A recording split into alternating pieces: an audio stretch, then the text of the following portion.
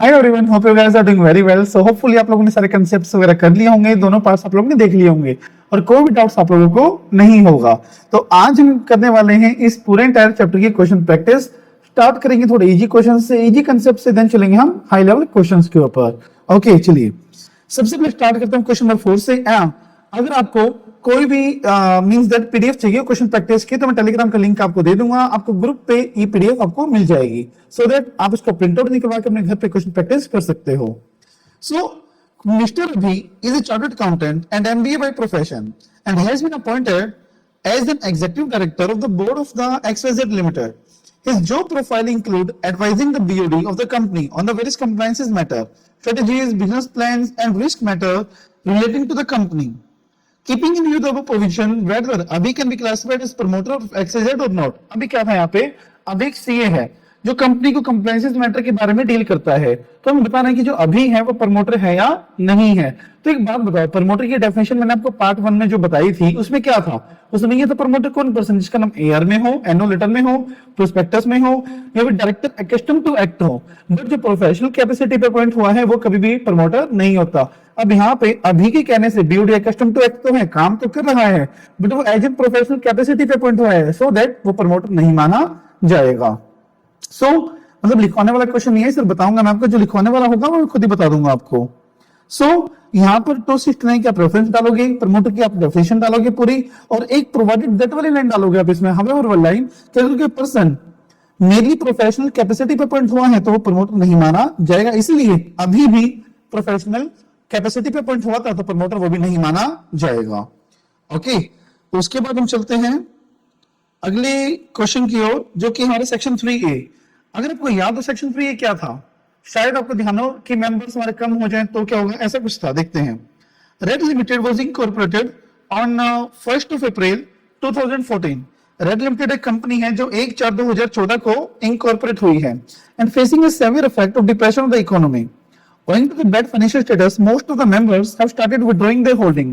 मतलब डिप्रेशन के कारण कई सारे मेंबर्स ने अपनी होल्डिंग वहां से विड्रॉ कर ली। ओके, और कंपनी के 250 मेंबर्स हैं 10 जनवरी को, एंड बाय द 15 जनवरी 5 दिन के अंदर ही 244 मेंबर्स ने अपनी होल्डिंग विड्रॉ कर ली।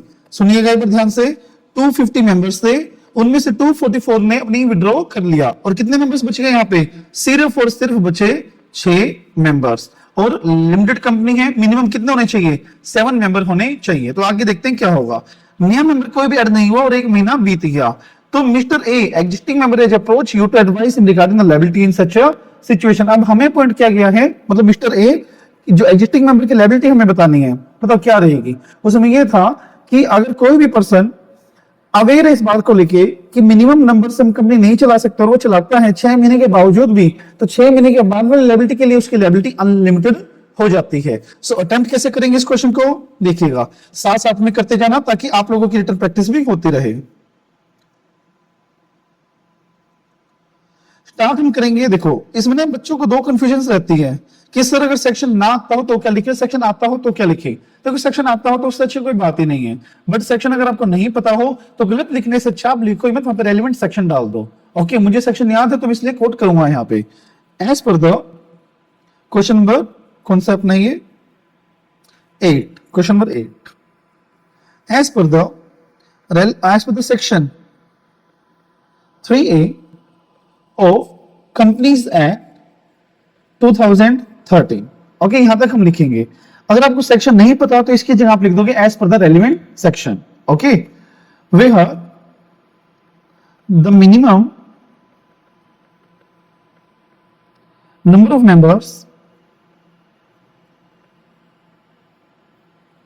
of members reduced below 2 or below 7 in respective companies, in respective private or public company, then the remaining members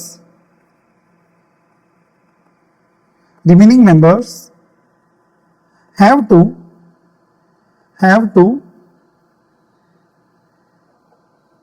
comply comply with the minimum number of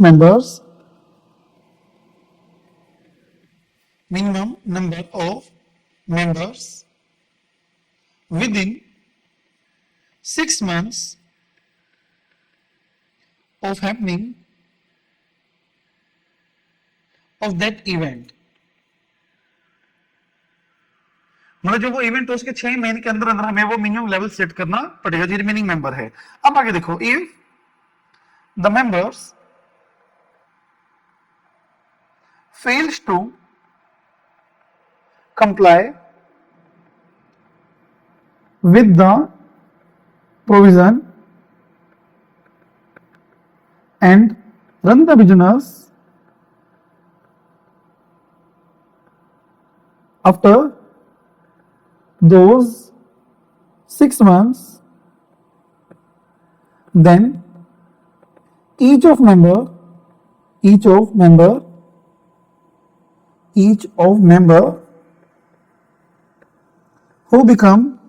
who are aware will be unlimitedly liable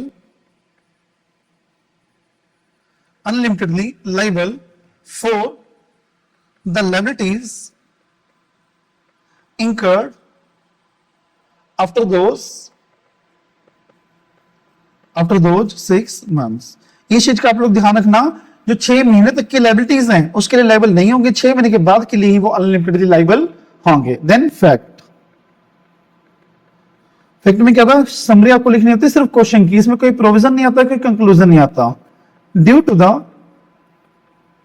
heavy depression in market, members of the company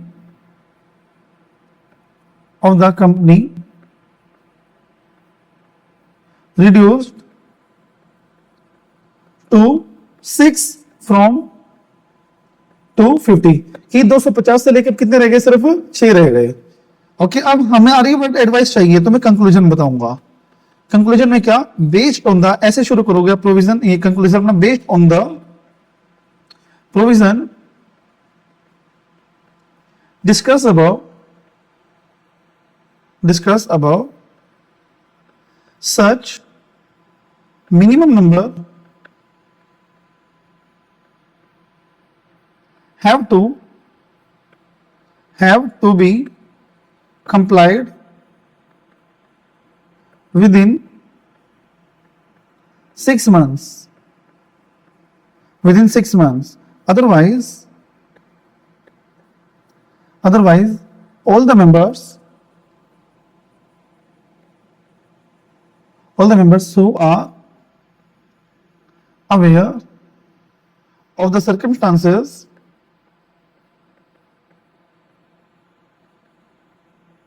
liable unlimitedly। या फिर लिखना members have the unlimited liability. तो इस तरह से पूरा question लिखोगे और अंडरलाइन आपको करना है, साथ साथ सेक्शन 3 ये लिखना है, reduce below to and minimum number within 6 month.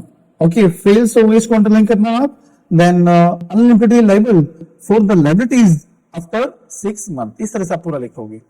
Okay, उसके बाद चलते हैं सेकंड क्वेश्चन पर। एक ओपीसी का क्वेश्चन है, ओपीसी का सिर्फ एक ही क्वेश्चन करवाएंगे हम इसमें, देखिएगा। अच्छा क्वेश्चन है, सारे कांसेप्ट आपको क्लियर हो जाएंगे इसमें। फर्स्ट ईयर क्वेश्चन है, नंबर 20 का आया था 6 मार्क्स में। राजा along with his family members is running successfully trading business. He is capable of developing his ideas and participating in the marketplace. To achieve this, Raja formed a single person economic entity. Single person entity उसने open किया, that is OPC. With his brother Mr. King as its nominee. मतलब राजा ने अपने भाई king को क्या बना लिया, एक नॉमिनी बना लिया। On 4 मई 2020 को mister King withdraw his consent as the nominee of OPC. Mister King जो उसका ब्रदर था, जो नॉमिनी बना था, उसने अपनी कंसेंट विड्रॉ कर ली। Can he do so under the provision, क्या वो अपनी कंसेंट विड्रॉ कर सकता है, ये बताना सबसे पहले। हाँ, विड्रॉ कर सकता है वो। Second, examine the following individual are eligible for being nominated as nominee, और ये पर्संस नॉमिनी बन सकते हैं या नहीं बन सकते हैं। पहला, शाम सन ऑफ राजा जो 15 इयर्स का है। हमने पढ़ा था कि जो नॉमिनी होता है वो सिर्फ मेजर हो सकता है, तो यहाँ तो माइनर तो नहीं बन सकता। सेकंड, देवकी इंडियन सिटीजन है जो दुबई रहती है, but she stayed in India during the period of 2 January 29 to 16 August 2019। Thereafter she left for Dubai and stayed there. वो इस टाइम से इस टाइम तक रही है, उसके बाद वहां पर चली गई। हम ईयर कौन सा देख रहे हैं? 4 मई 2020, मतलब इस साल की बात हो रही है यहाँ पे। चलो देखते हैं टाइम आने पे। Mister Ashok Indian citizen residing in India who permanently a member of AOPC। एक अशोक नाम का बंदा है जो किसी और ओपीसी मेंबर है, क्या वो सिटीजन है और क्या वो नॉमिनी बन सकता है? डेफिनेटली वो नॉमिनी बन सकता है। तो जो हमारा केस है वो क्या है? राजा ने एक ओपीसी ओपन करी, बट 4 मई 2020 को उन्होंने विड्रॉ कर लिया। हमें बताना है क्या विड्रॉ कर सकते हैं वो, और क्या नीचे दिए गए पर्सन नॉमिनी बन सकते हैं, नहीं बन सकते हैं?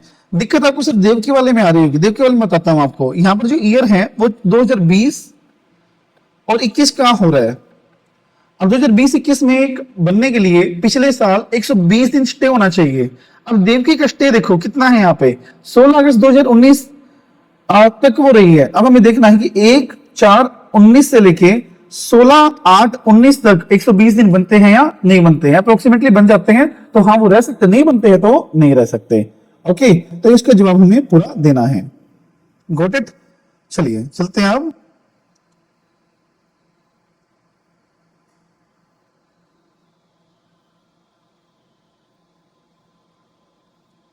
लिखना शुरू करना। दैट इज आंसर नंबर, कौन सा आंसर है ये? 9।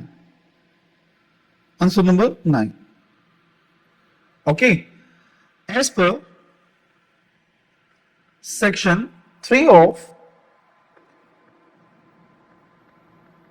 Companies Act 2013, where a sole member incorporate a company, it या फिर those entity are known as one person company। one person company। So next point is only a person who is the citizen of India,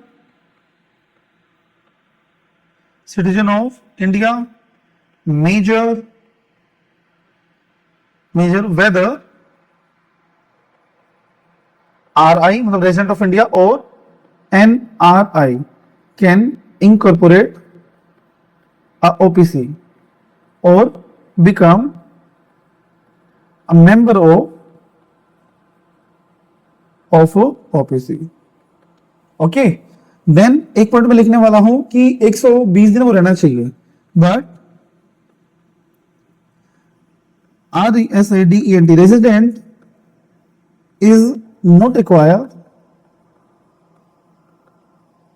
resident being resident BEING being लिखो यहाँ पे, being resident is not required, but the person should stay 120 days, at least 120 days during the previous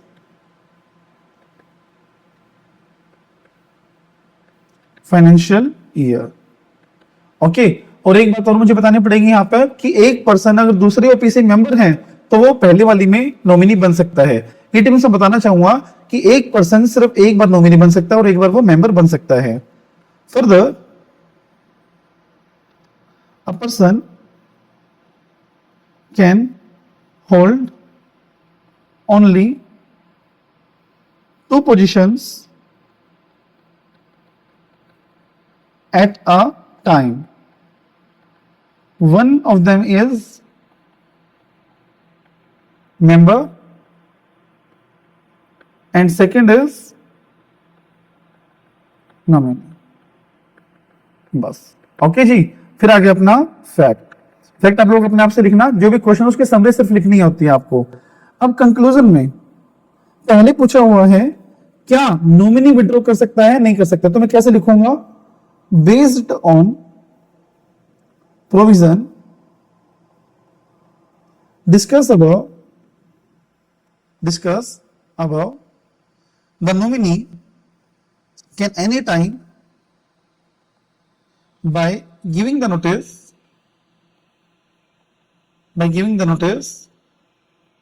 to member may withdraw the consent as a nomination and the member shall appoint a new nominee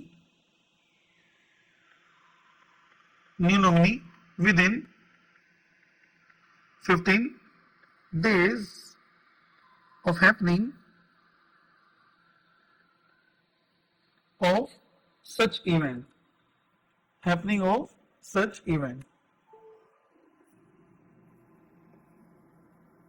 बस ये लिखना आपको इसमें, ठीक है। Second conclusion देखते हैं और क्या पूछा गया है क्वेश्चन में। सेकंड में अब 15 साल का लड़का बन सकता है, नहीं बन सकता है।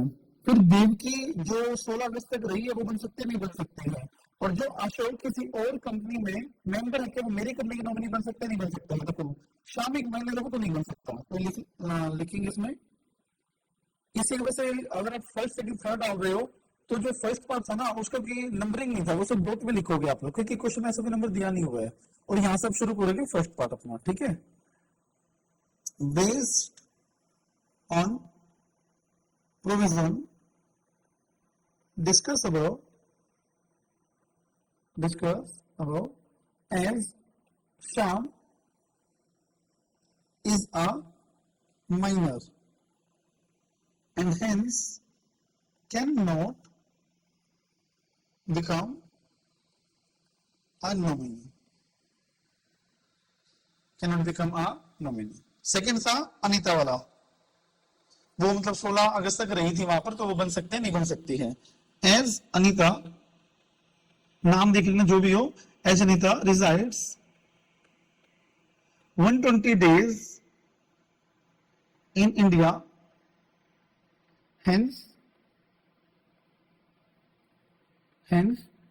she can become a nominee.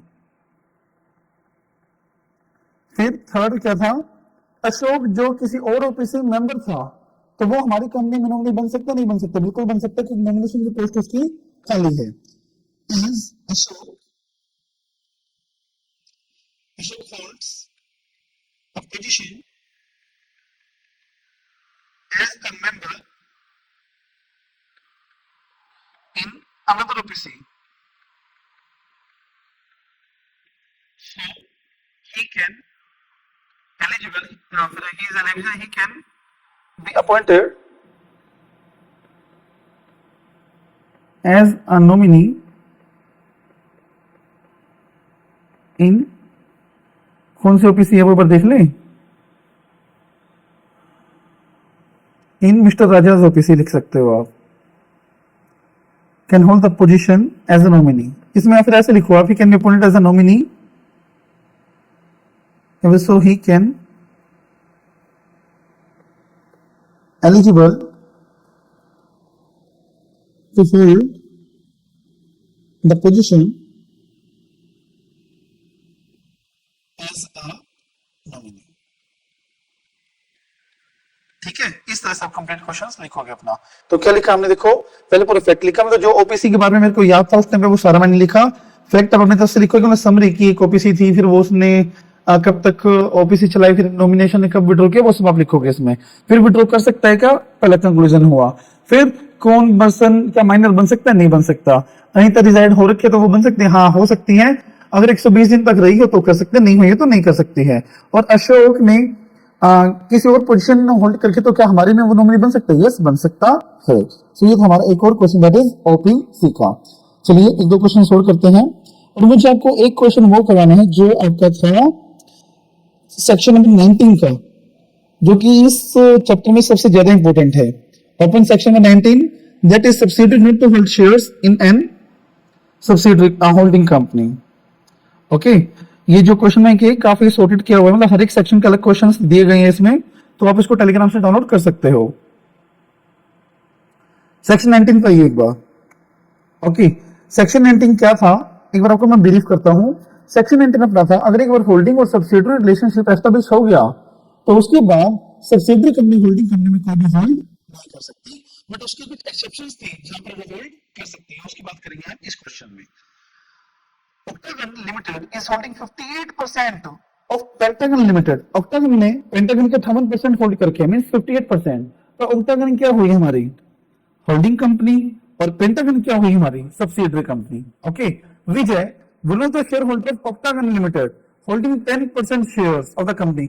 इसके बेस्ट तरीके मैं बताऊं करने का क्या होता है, बेस्ट तरीके इसको अटेम्प्ट करने का होता है कि आप इसके चार्ट बनाओ। चार्ट कैसे बनाते हैं मैं बताता हूं आपको वीडियो में। तो इसको स्पेस बना लेते हैं, ये तो हमारा फिक्स केस है। देखिएगा, यहाँ पर ऑक्टागन है और यहाँ पर पेंटागन है। ऑक्टागन ने पेंटागन में 58% होल्ड कर रखे हैं और एक विजय नाम का शेयर होल्डर था जिन्होंने ऑक्टागन में 10% शेयर होल्ड कर रखे थे, और उसके एक चैरिटेबल ट्रस्ट भी था। He donated his 10% shareholder in Octagon and 20 crore to the trust। अब उसने अपने 10% और कुछ 20 करोड़ रुपए ट्रस्ट को डोनेट कर दिए। Okay, he appointed Pentagon Limited as a trustee, और पेंटागन के इसमें क्या बना दिया ट्रस्टी। तो इनडायरेक्टली पेंटागन के पास ऑक्टागन के शेयर कितने आ गए 10%, मतलब एज एन ट्रस्टी, जो ट्रस्ट चलाता है ट्रस्टी तो होता है, तो इनडायरेक्टली होल्डिंग कितनी हो गई 10% की। तो हमें बताना है, अब पेंटागन तो सब्सिडरी थी, अब इनडायरेक्टली वैसे एज एन ट्रस्टी पेंटागन के पास 10% शेयर आ गए, तो क्या वो होल्ड कर सकती है या नहीं कर सकती है, बताइए चैट बॉक्स में। कर सकती है नहीं कर सकती है, बेशक से रिकॉर्डिंग हो बट आप मुझे आंसर फिर भी दे सकते हो। अगर आप दोगे आंसर तो मुझे एश्योरिटी रहेगी कि हाँ आप आंसर पढ़ रहे हो और आपकी तैयारी अच्छी चल रही है। सो लिखना शुरू कीजिए इसको। That is question number 41। Question number 41। Okay, section code करना as per section number 19, as per section number 19 of Companies Act 2013। This section deals with the provision that once the relationship of holding and subsidiary get established, the subsidiary is prohibited। आप पूरा पूरा लिखोगे इसको, the subsidiary is prohibited to hold further shares in a holding company। ठीक है जी, कि वो hold नहीं कर सकते। But this rule have some exceptions। कैसे लिखोगे, however this rule have some exception, that is where a subsidiary company can hold the shares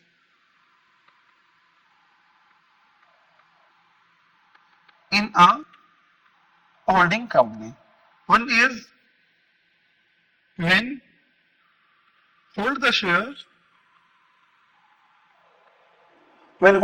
as an trustee, और इसको करना बुक्स में।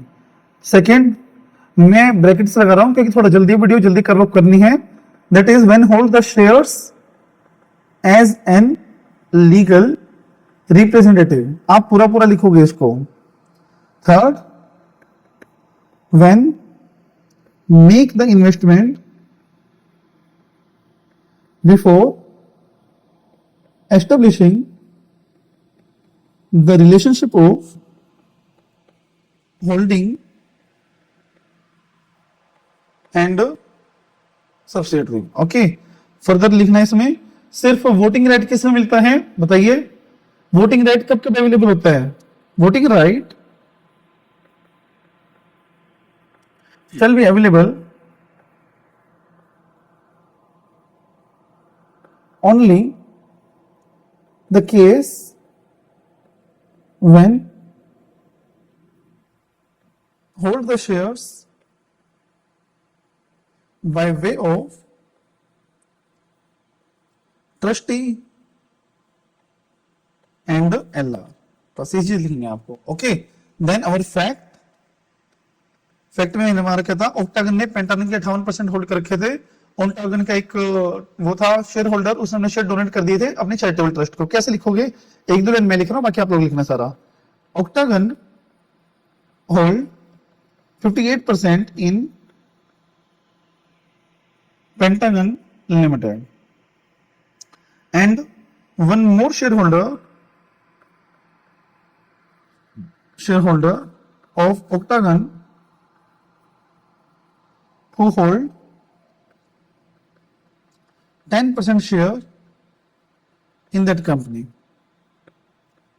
and donate its shares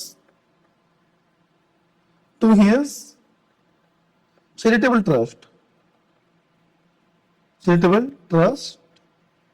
in which, जिसमें pentagon क्या थी? Trustee. इन विच pentagon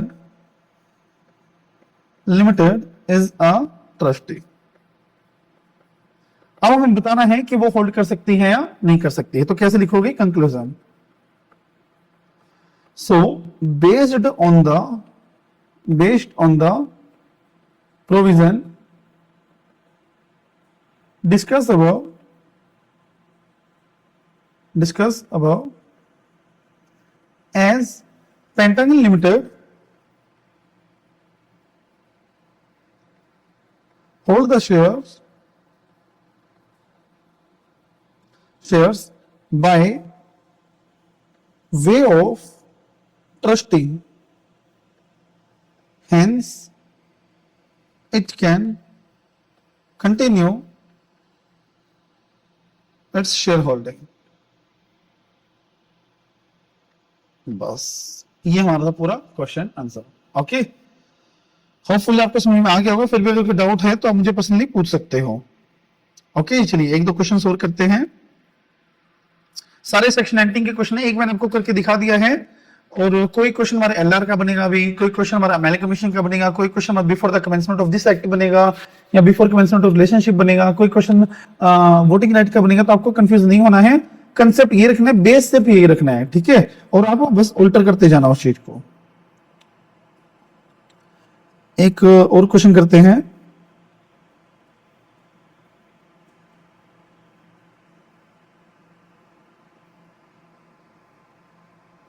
चलिए, अशोक वाला क्वेश्चन स्टडी मेट का है, देखिएगा, और सितंबर में आने के चांसेस काफी ज्यादा बनते हैं। Ashok, a director of Gamma Electrical Limited, give in writing to the company that the notice for any general meeting and of the board of director meeting be sent only by the registered post। Ashok ने क्या बोला कि मुझे जो notice जाएगा वो सिर्फ और सिर्फ रजिस्टर्ड पोस्ट से जाना चाहिए। कौन से एड्रेस पर? जिसके कानपुर का रेजिडेंशियल एड्रेस है, जिसके लिए उसने सफिशिएंट मनी भी डिपॉजिट करवा दिया। कंपनी ने नोटिस भेजा ऑर्डिनरी मेल से अंडर सर्टिफिकेट ऑफ पोस्टिंग। भेजना किस पे चाहिए था? रजिस्टर्ड, क्योंकि अशोक ने इस चीज की डायरेक्शन दी हुई थी और पैसा भी जमा करवाया हुआ था। इसलिए अशोक नोटिस रिसीव नहीं कर पाया और उसने मीटिंग अटेंड नहीं करी। और इसलिए उसने बोला, कंटेंट क्या ऐसा कि नोटिस इम्प्रॉपर था और मीटिंग को इनवैलिड डिक्लेयर किया जाए। तो बताओ अशोक का कंटेंशन वैलिड है या इनवैलिड है? तो अशोक कंटेंशन इज 100% वैलिड। अब दूसरा, will your answer be different if same if Ashok remain in USA for 1 month during the notice of the meeting and the meeting held. अगर अशोक यूएसए में रहता तो क्या उसका कंटेंशन वैलिड होता? बिल्कुल भी नहीं, क्योंकि कंपनी यूएसए में भेजने के लिए रिस्पॉन्सिबल नहीं है। अगर कंपनी ने रजिस्टर्ड ऑफिस पर एड्रेस भेज दिया, नोटिस भेज दिया है, तो वो further non availability of Ashok के लिए अवेलेबल या फिर लाइबल बिल्कुल भी नहीं है। तो कैसे लिखोगे इसको? सेक्शन 20 में डील करता है service of notice by post, ये सेक्शन है हमारा। चलिए लिखे या आप खुद लिखोगे इसको? बताइए जी, चैट बॉक्स में बताओ। क्वेश्चन 54 है, अगर इस चैप्टर के चैट बॉक्स में हम बताओगे तो मुझे अगले चैप्टर में हेल्पफुल होगी वो चीज कि आप लोग कितना कैप्चर कर पाते हो उस चीज को। सेक्शन 20 कोड करना और लिखना शुरू करना। As per section 54 of companies act 2013। Okay, हमारा क्वेश्चन मतलब बेस आ गया पूरा।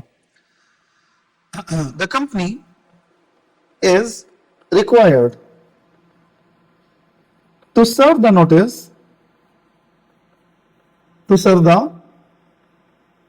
to any member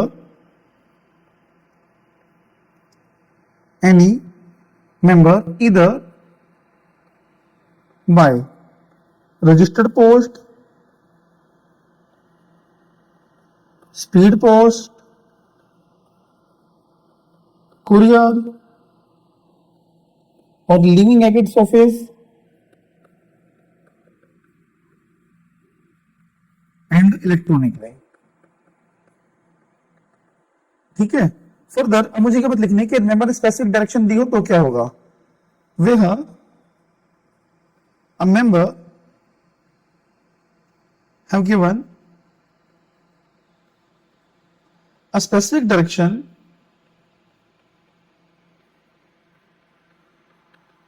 as to how a notice, as to mode of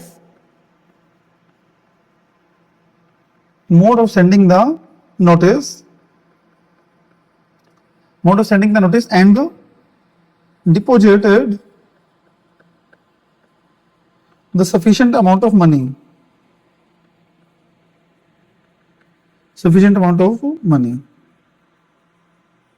the company will be bounded to serve the notice as per prescribed mode। बस okay, ये आपको देखना है बस। ओके, अब आता है फैक्ट अपना। फैक्ट में क्या था, Ashok gave a direction, Ashok gave a direction to the company regarding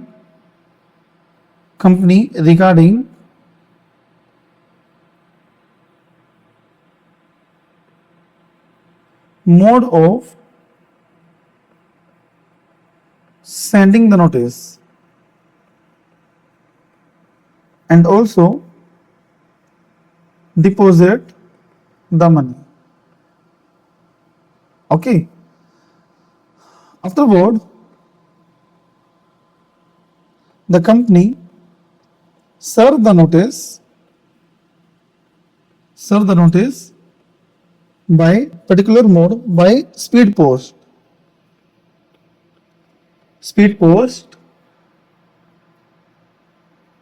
and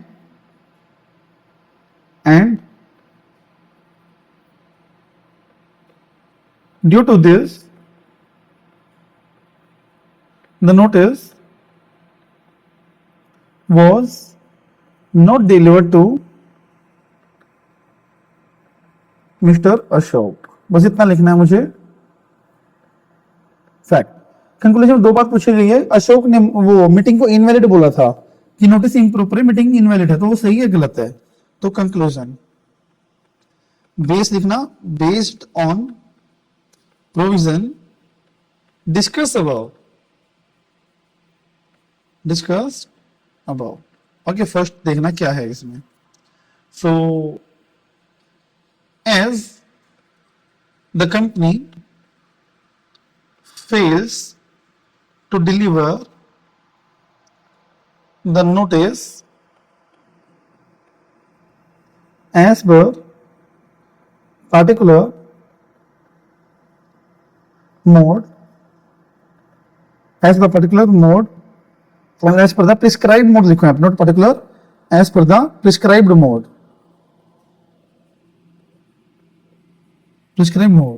So the contention of Ashok is valid, बस। और वैलिड को आप करोगे अच्छे से हाईलाइट। ठीक है जी। अब सेकंड कंक्लूजन अपना था कि अगर अशोक यूएसए में होता तो क्या होगा। If Ashok remains in USA, the company is not bound to serve the notice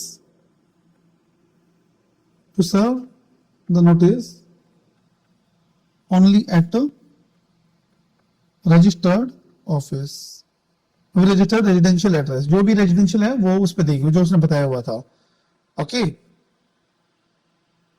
इसमें आगे एक चीज और लिखना चाहते हो लिख सकते हो आप कि कंपनी ने वहां पर भेज दिया है तो कंपनी आगे रिस्पॉन्सिबल नहीं है। Ashok remain in USA, the company is not bound to serve the notice, the company is bound to serve the notice only at office नहीं आएगा, यहाँ पे आएगा अपना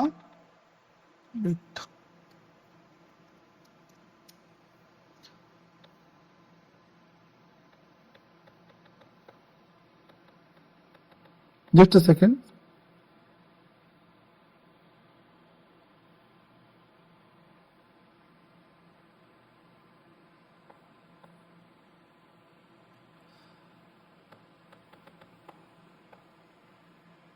आई थिंक कुछ टेक्निकल प्रॉब्लम हो गई इसमें, वेट करना एक मिनट।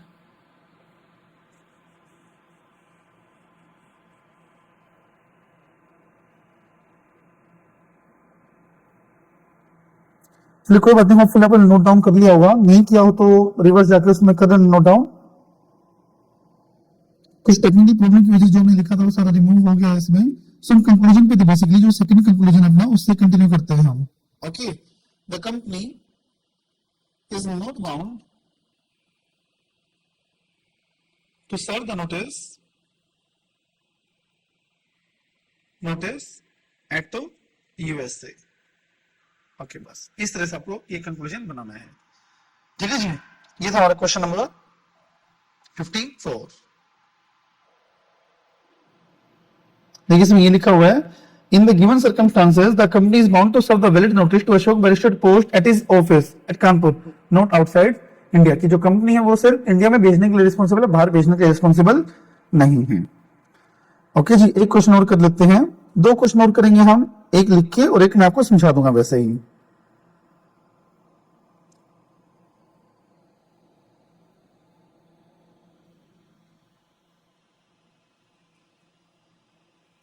ये कर सकते हैं हम, the director of Smart computer, MTP 20 का क्वेश्चन नहीं है, 6 मार्क्स का वहां से आया था। The director of Smart Computer Limited borrowed a sum of money from mister Tridev. The companies article provide that the director may borrow on bond such sum as from time to time be authorised by resolution passed at a general meeting in India. देखो directors जो Smart company के थे वो त्रिदेव से पैसा लिया, उन्होंने बोरो किया, और कंपनी के आर्टिकल्स में लिखा हुआ था कि डायरेक्टर्स बोरो कर सकते हैं बट रिजोल्यूशन से उनको ऑथराइज किया गया हो। अब रिजोल्यूशंस बाहर वाले लोग कंप्लाई कर सकते हैं, फिर एज्यूम कर सकते हैं कि जो रिजोल्यूशंस की बात आर्टिकल्स में करी गई है वो उन्होंने कंप्लाई कर ली होगी। The shareholder claim that the shareholder claims that there had been no such resolution authorising the loan, but shareholder ने बाद में क्या बोला कि कोई भी रेजोल्यूशन ऐसा पास नहीं हुआ था। Therefore, it was taken without their authority, and the company is not bound to repay the loan to त्रिदेव, और वो बाउंड नहीं है त्रिदेव को लोन पे करने के लिए। देखिए समझाता हूं आपको चार्ट फॉर्म में कैसे होता है ये। लेट्स से एक पर्सन था, स्मार्ट लिमिटेड एक कंपनी थी, उसके डायरेक्टर ने त्रिदेव से लोन लिया। ओके, और इनके आर्टिकल में ये बात लिखी हुई थी कि इनके डायरेक्टर जब भी लोन ले सकते हैं जब इनको ऑथराइज किया गया हो बाय रिजोल्यूशन, बट एक्चुअल में रिजोल्यूशन पास हुआ ही नहीं था। तो शेयर होल्डर्स क्या बोले कि रिजोल्यूशन तो पास हुआ ही नहीं है, तो इसलिए हम पैसा वापस देने के लिए रिस्पॉन्सिबल नहीं है।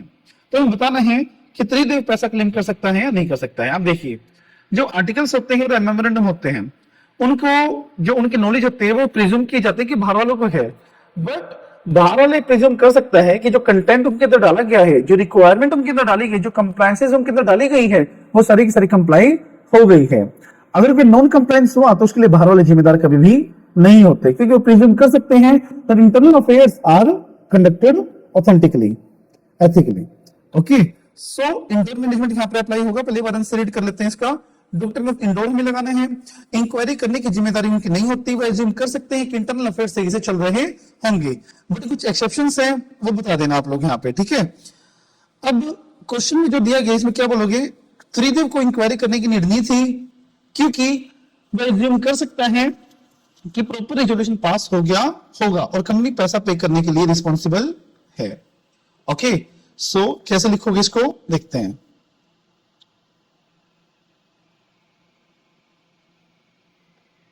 डायरेक्ट शुरू करेंगे डॉक्ट्राइन से। According to doctrine of indoor management, indoor management, this doctrine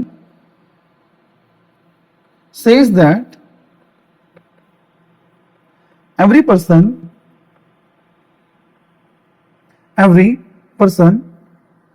who entered in any agreement with the company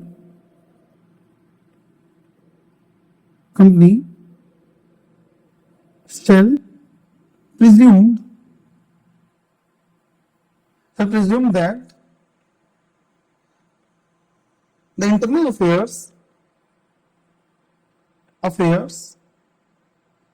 of the company are conducted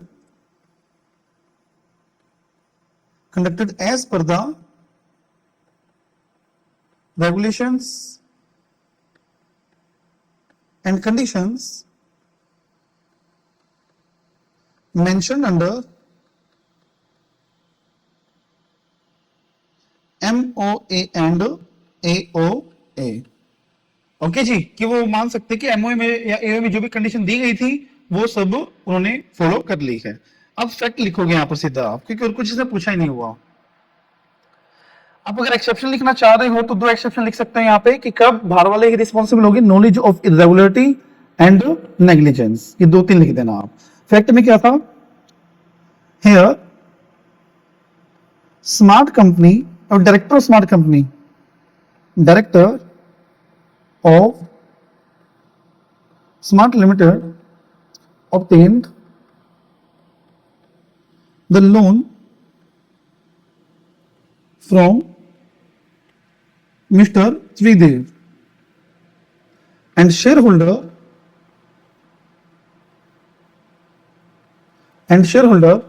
contend that as the director was not authorized, so the company will not bound to repay the loan। Okay, so यहां पर हम डालेंगे conclusion, as discuss above it can be presumed by the outsiders that internal affairs of the company were conducted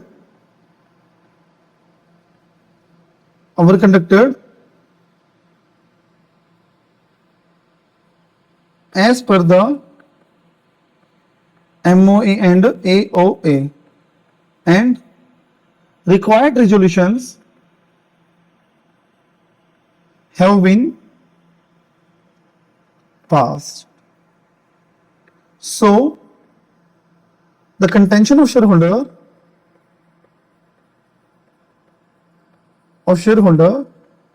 is not correct, hence and company is liable to repay the money to Tridev। Okay, so ये था हमारा question number, देखते हैं कौन सा था, 56। Okay जी, hopefully आपको question समझ में आ गया होगा और किस तरह से क्वेश्चंस लिखने होते हैं वो भी आपको समझ में आ गए होंगे। ओके, आफ्टर दैट देखते हैं कोई और क्वेश्चन है क्या। चलो एक क्वेश्चन और करते हैं, उसके बाद छुट्टी आप लोगों की।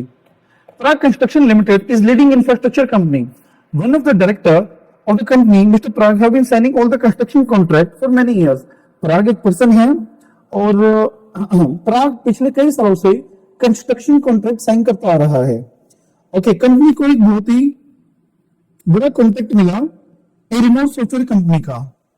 ओके, और प्राग इस काम को किसी के साथ पार्टनरशिप में करना चाहता था, फिरोज भाई के साथ, और फिरोज भाई के साथ उसने कंपनी के नाम पे पार्टनरशिप एंटर कर ली। ओके, बाद में जब डिस्प्यूट हुआ तो कंपनी ने लायबिलिटी लेने से मना कर दिया कि प्राग तो रिस्पॉन्सिबल नहीं था डीड बनाने के लिए, तो हम लोग इसके लिए रिस्पॉन्सिबल नहीं है। तो हमें बताना है कि क्या प्राग बाउंड था या फिर कंपनी बाउंड होगी रिपे करने के लिए जो भी लॉस फिरोज भाई को हुआ है। इसमें सेक्शन आएगा अपना 22 दैट ऑथराइज्ड पर्सन या signing authority of the directors और एनी ऑथराइज्ड पर्सन इंप्लाइड और एक्सप्रेस। इसमें ये बोला गया है कि कोई भी पर्सन चाहे इंप्लाइड अथॉरिटी हो चाहे एक्सप्रेस अथॉरिटी हो साइन कर सकता है, बट फॉर्मल डीड करने के लिए उसके पास पीओए होना चाहिए। और पीओए बनाने के लिए कल मैंने बताया था आपको, कंपनी की सील हो तो सील के थ्रू हम पीओए प्रोवाइड करते हैं, और सील ना हो तो 2 डायरेक्टर की साइनिंग से, या अगर सीएस हो तो 1 सीएस प्लस 1 डायरेक्टर की साइनिंग से। अभी अगर पीओए की कोई बात नहीं बोलेगी तो मैं बोलूंगा कि पीओए था ही नहीं। सो जो प्राग ने कॉन्ट्रैक्ट या डीड एंटर करी थी वो इनवैलिड थी, hence company will not bound to reimburse any type of loss to Firoz भाई। Okay, so Prag legal entitle नहीं था और इसलिए कंपनी के ऊपर कोई बाइंडिंग नहीं होगा। आपको पढ़ा रहा हूं मैं, लिखना आप लोग खुद इसको। A company may authorize any person as its attorney to execute the deeds on behalf or in any place either in India or outside India. Company किसी भी पर्सन को ऑथराइज कर सकती है कि वो इन इंडिया और आउटसाइड इंडिया कोई भी कॉन्ट्रैक्ट एंटर कर सकता है। Okay, but common seal should be affixed on his authority letter, और authority letter should be signed by 2 directors, और it should be signed by the 1 director and 1 CA। POA की बात कर रहे हैं कि अगर फॉर्मल डेट्स हमें एग्जीक्यूट करनी है तो फॉर्मल डेट एग्जीक्यूट करने के लिए हमें अथॉरिटी लेटर यानी पावर ऑफ अटॉर्नी देना पड़ेगा। Deed signed by the attorney on behalf of company and under seal shall bind the company as if it were made under the company या common seal. अगर किसी authorised person ने वो contract enter किया तो यही माना जाएगा कि वो कंपनी ने ही एंटर किया है। इस केस में प्राग के पास कोई अपॉइंटमेंट लेटर नहीं था, तो इसलिए वो लीगल एंटाइटल नहीं है कि फॉर्मल डीड कंपनी के हिसाब से या फिर कंपनी के बिहाफ पे बना सकता है। So the company will not bound on the company will not bound with the Firoz भाई, और कंपनी में लायबिलिटी डिनाई कर सकती है एज अ पार्टनर। तो ये था अपना एक क्वेश्चन सेक्शन 22 का, that is bill of exchange, कौन ऑथराइज कर सकता है कौन ऑथराइज नहीं कर सकता।